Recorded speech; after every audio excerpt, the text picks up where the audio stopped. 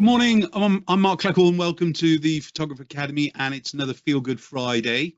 Today's session is number 12 in our 13 steps, and today we're looking at remember money spent is money forgotten, so sell more vouchers with product inclusive. Specifically, we've got to kind of change one thing at a time within our business, and that's what the 13 steps is really designed for, is that every week when you join me live here, that you can basically look at some of the things that I'm saying and perhaps take one of them and actually apply it into your business and roll it out straight away. Because of my involvement with so many photographers over so many years, including the experience group for the past 7 years, you know, procrastination, feeling swamped, not knowing what to do first, having too much to do and basically not doing anything. It's kind of one of those things. So I kind of designed the 13 steps as a bit of a session for the Academy to encourage you to kind of look at what you can actively achieve in 1 week within your business. Now, the only thing that will stop you applying some of the ideas from today is you. Okay, that's the number one that we've got to remember all the time. There is more money lost through indecision than wrong decision. And that is something in my head that I've kind of played the businesses by for all of their years and things really. And yes, at some stage, you will make a wrong decision and you'll basically say, well, that hasn't worked as well, or that hasn't worked at all. So I need to actually kind of change things. Around about 5 years ago, I began to actually use within my whole business ethic, especially within the experience group, was Einstein's definition of, I think it's stupidity, yeah, where it's if you're expecting different results by doing the same thing, it's the definition of idiot or something like that. So if we can think about that, if the business isn't working as well as we wanted to do, all we've got to do is really change a few little things to actually see the results and everything else. So in this session, we're specifically looking at ideas for you to change and increase your sales, change the way the business might operate in its thought process, change the way that you're selling sessions perhaps, as well as giving you kind of an idea where you kind of using it for a marketing kind of ploy, especially around Black Friday only weeks away now and things really. So the first thing to do is what do I mean by this expression? Money spent is money forgotten, so sell more vouchers with products. The first thing is money spent is money forgotten.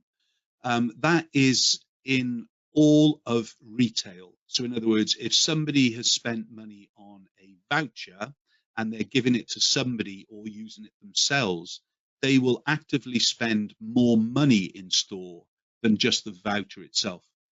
Okay, you will have possibly 1 in 5 that basically just spends to the voucher level. That would be classed as a no or a low sale in my eyes. So if we accept that 20% of clientele, 1 in 5, will possibly kind of not buy anything else, we can ignore them to some extent because we know that the 80% or the 4 others in 5 will basically be spending more money. Now, when you start to unravel this onion as far as, okay, so if I accept that, if I include a product within the likes of a voucher or a session, then how am I going to get the client to spend more money? That's what we really need to unravel by the end of this session today. So the first things first, look at 5 things that I've heard photographers say to me throughout my kind of career, as it were, you know. Since 86, I really kind of began to get involved with more photographers by, say, 88. Since 1988, I've heard these similar kind of questions being asked me because our business, our portrait business, our wedding business, our commercial business was deemed to be financially successful as well as successful in its kind of vision, because obviously, how do you measure success? That's a different thing altogether.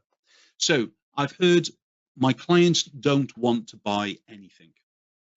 Now, that usually can be flipped on its head, because either you are confusing the client and you don't know exactly what you are trying to sell. You might have a price list, and you might have loads of things on a price list, but in fact, the client is being left to their own devices, and basically they're just confused, and they're not being directed in some way.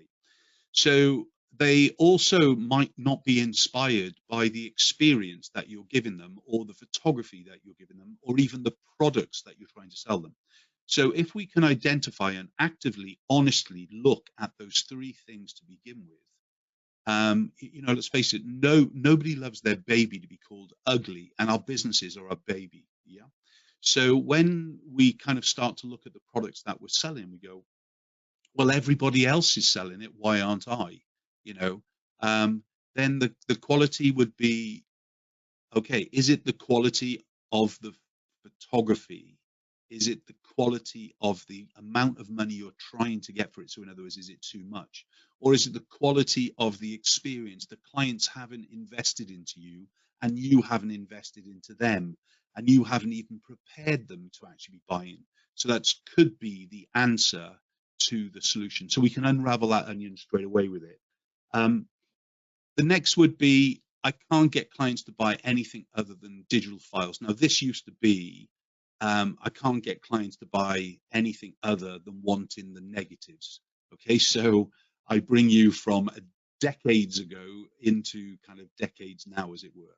So through the 80s, 90s, into digitals in the noughties and beyond, basically clients have been requesting to buy the originals. What are they going to be doing with them? Well, they thought they could go to Boots with our negatives and actually just get them to print. Well, they can with your digitals nowadays. Go online to a digital kind of print supplier, and basically it's easier for them to get prints done today than ever before. However, the reality is that most clients, when they buy digital files, most of them actually don't do anything with them. They actually stay on a USB stick or stay on a drive or wherever it be. So I can't get clients to buy anything other than digitals. Usually, in fact, it's because you are talking too much about digital. Your digital is priced so low that it's the cheapest thing on the price list, so that's what they buy. Or your other products that you're trying to sell are so highly priced that they basically will just go for the cheapest thing. So what we need to do is, if we can start to identify some of these issues, we can start to unravel the onion more. I can't seem to raise my averages. Now, please remember, when I talk about average sales, I talk about total amount of sales, including total amount of clients, including no sale clients. Okay. And though no sale clients also include anything. So in other words, if a client doesn't even come in for a viewing, that is classed as a no sale. If the client comes in for a viewing and spends 25 quid, that's a no sale kind of thing with it. So when we talk about averages, the first thing is you've got to play my game, and you have to actually put everything together so we understand completely what the kind of the game is trying to play. So how do I look at changing my averages? Well, the first thing will be is possibly looking at this inclusive product where we can sell a higher price voucher initially, so the money's forgotten, and then we can sell other things that we know we are guaranteed to sell, like our box of prints with digitals, albums, triptychs, quads, and so on with it. But we have to really look at ways to increase the averages. Multiple wall art is something that I talk about all the time to photographers. However, still inherently in their head, some people kind of go, oh my gosh, clients bought one piece of wall art. Let's get them out the door with their money in our hand before they kind of change their mind. And that's that kind of self-fulfilling prophecy that you can't seem to raise your averages, because you've kind of narrowed the clients down to, let's say, their favorite 7 images, and they've chosen their best of their best, their first image that they're going to have for the wall. And then immediately you're flipping it around. Okay, so you'll want our digital package for the other images then, or you'll want to kind of go for our print package and so on. And what's funny is I've seen this in studio sales rooms time after time after time again. And one photographer I used to visit twice a year, and been in business for a very, very long time, and very busy studio as well, 17 sessions a week, settled in for 20 sessions a week, but on average had 17 coming through the door, 48 weeks of the year. Okay, so you can work this out for yourself. But their average was short of 300 quid. And the reason that it was short of 300 quid and it didn't move and it didn't change is because the price list itself and the product and the collections on the price list really couldn't allow the client to spend more than 300 quid. And the sales inherently was brainwashed into, this is what you do, this is how you go into the sales room, and this is what I'm expecting you to do. So when a client gets down to 5 images, you're going to just say, right, you'll want our 5 print package. They get down to 10 images, you're going to say, right, you'll want our 10 print packages. Almost nothing was kind of focused in on the wall art as such, really. So we've got to look at the way that we're basically talking to the client, preparing the client. But one of the main things that I want to encourage you to do is go back. If you haven't watched the sales training on the Academy yet, if you haven't been in a face-to-face sales environment with me, then I'd encourage you to actually go and watch those things on Academy no matter what, because it will help you raise your averages as long as you follow my PSPS and then the sales room flow, as it were.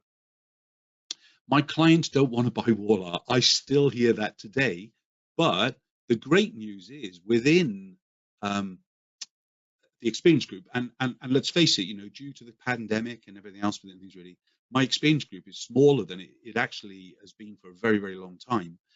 We're actively always looking for more photographers to join the experience group. But the great thing is the people in the experience group are seeing record sales still, and increases in averages and increasing of clients coming through the door.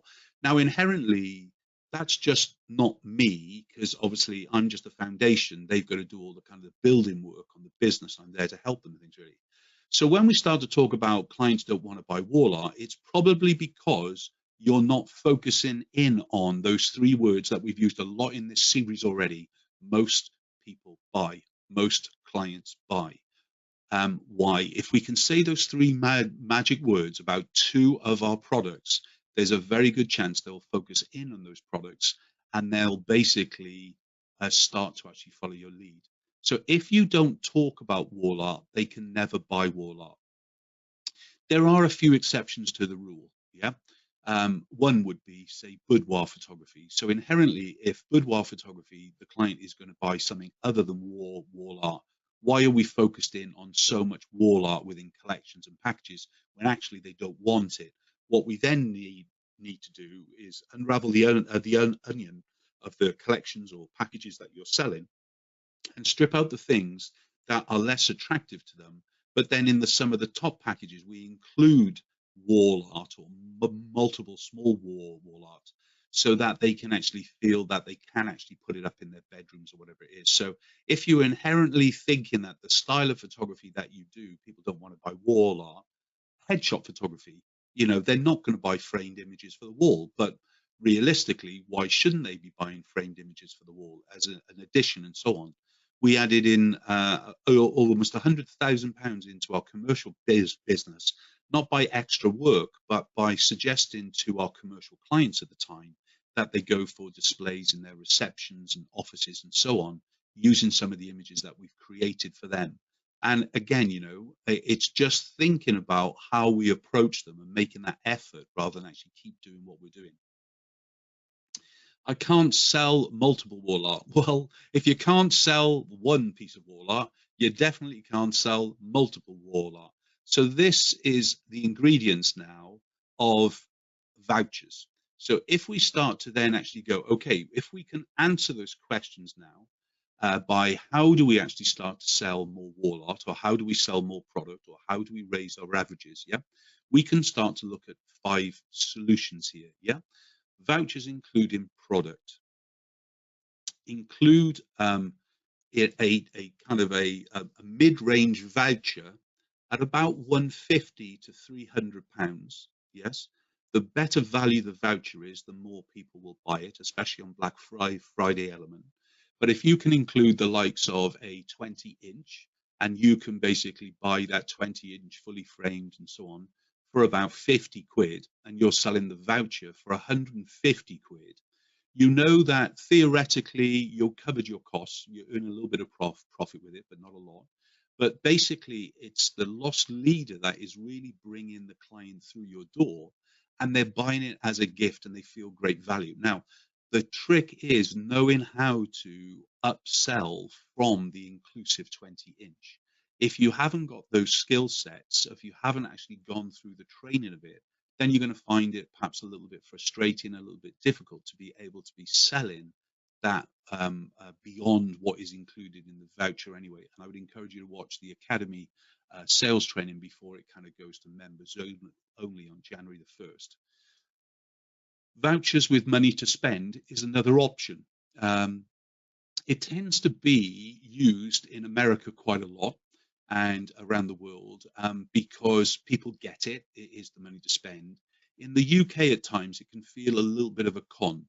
And if you've got a voucher with money to spend, you need to make sure that you've increased your prices by the amount that you're including in the voucher to spend. So if you say that £150 to spend with us, let's say, I would recommend that all of your wall art and all of your albums, anything they can spend that budget on. So in other words, if they can spend that £150 on anything, yes, we've got to increase the prices. Otherwise, we're going to just lose money. We're going to lose profit by including it. So we've got to do that to begin with as such. So the vouchers with money to spend is absolutely, one way to go, but it's a different mindset, but you have to increase your prices. Otherwise you will lose profit, guaranteed. You shouldn't be afraid of having the vouchers with perhaps your middle collection included, and perhaps throw some extra things in there so you can give it an extra value. So you might have a middle voucher fee of around about £400–500. Now you might only sell that 2 or 3 times in a year. However, if it wasn't there to begin with, you wouldn't sell it, especially on the likes of a Black Friday, a Christmas, a Mother's Day, and so on. When you have this magic kind of voucher that is there all the time, and you want to actually make it a very, very special buy now offer, it gives you an element so you can actually do it. And remember, these things is money forgotten. Once they've spent it on that voucher and they're getting all those products included with it, what are you going to be selling them? So, as well as the basic voucher that we all have, what we want to do when we start to construct vouchers, what we need to do is actually make sure that we don't include your best-selling products. So with many retailers during the course of the Black Friday, the Christmases, the New Year sales, spring sales, they're buying specific product in, cheaper product in, other products in, that are not their usual products that they're selling within their business. And those are the ones that they're included in these special offers that they're having. So that is a way for you to kind of start the business model to move the averages, to move the spend level, to get you into the realm of selling time after time, to know how to upsell as well as how to actually sell wall art as well. So remember that money spent is money forgotten. That is absolutely key within a business with it. And as long as you follow the sales training, it'll work well for you. So hope you've enjoyed today's session. Remember to head over to theexperiencegroup.co.uk/experience-the secrets to sign up for some of our content behind the scenes, as it were. Thanks for joining me live. Next session, the last in the 13 steps, is there is no need to sell if the client experience makes them want to buy. So we're looking at a little bit more inspiration next session. Thanks for joining me live. See you next week.